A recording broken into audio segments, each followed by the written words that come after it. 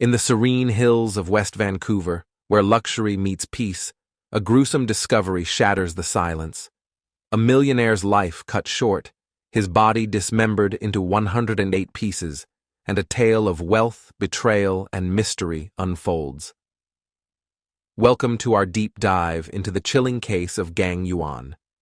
Gang Yuan's story begins in China, but his quest for a new life brought him to Canada in 2007. With an estimated wealth of $50 million, Yuan's life was one of luxury and enigma. But who was Gang Yuan, really? And what led to his untimely and violent end? Today, we're unraveling the complex web surrounding the life and death of a man whose fortune was as vast as the secrets he kept. Before we dive into the details, if you're intrigued by real-life mysteries and want to stay updated with our latest investigations, hit that subscribe button and ring the bell to never miss out on a case. Yuan left his native China for Canada in 2007, the year he turned 34. Reasons for his move are still shrouded in mystery, as are certain details from his personal life, such as his living arrangements, the women and children he kept hidden, and the source of his enormous wealth, estimated at $50 million.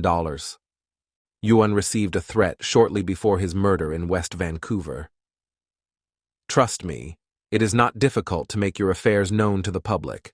Don't think of yourself as an overlord, warned a woman in Beijing in an instant chat message sent last summer and obtained by the National Post. Yuan's life was a mix of luxury and secrets. He owned properties that most can only dream of, including a $6 million mansion and a private island. His collection of luxury cars and a yacht spoke volumes of his lavish lifestyle. But behind the magnificence lay a web of relationships and transactions that would soon become the focus of a sensational case. Yuan had made his fortune through investments in Saskatchewan real estate and agriculture. He was known for his generosity, supporting several family members, including his cousin and her husband, who were struggling financially. However, the relationship between Yuan and his cousin's husband, Li Zhao, soon took a dark turn when Zhao found himself heavily indebted to Yuan. On May 2, 2015, a shocking and gruesome discovery unfolded in the posh home of Yuan's estate. His dismembered body was found, chopped into over 108 pieces. This unthinkable event would set off a chain of events that exposed a tangled web of secrets, family dynamics, and financial motives. On that fateful night, Yuan and Zhao had a violent confrontation, which resulted in Yuan's death.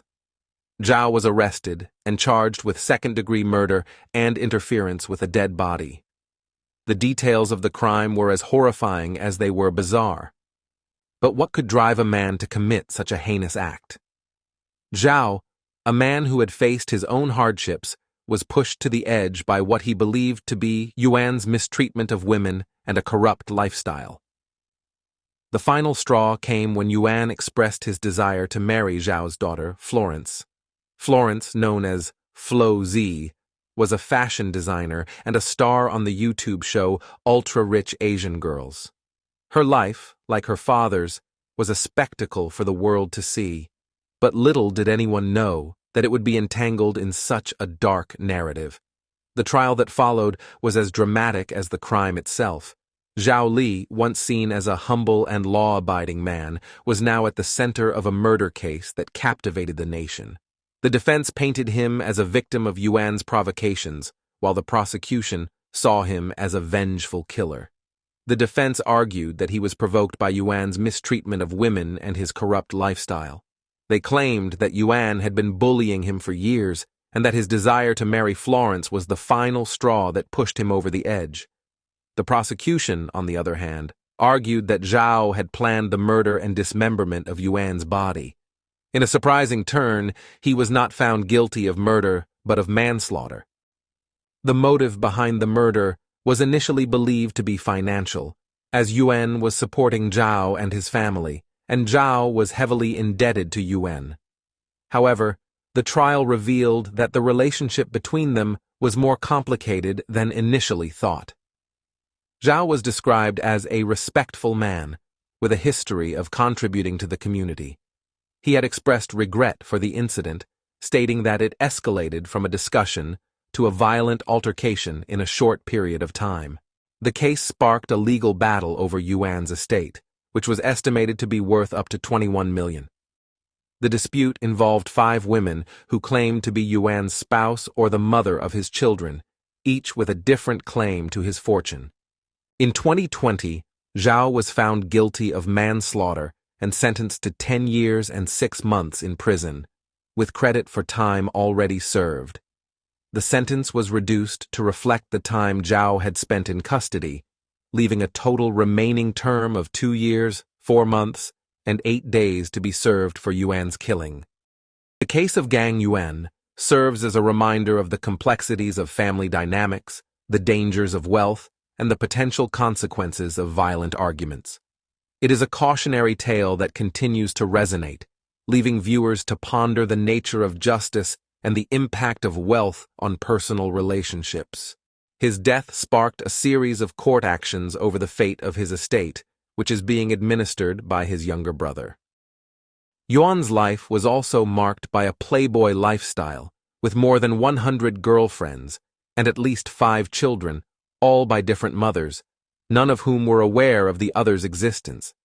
The 5 children will split Yuan's estate, worth up to $21 million after that judge ruled in February that a woman who said she was his de facto wife had no claim to the estate. The aftermath of Yuan's death shook the foundations of Vancouver's wealthy Chinese community.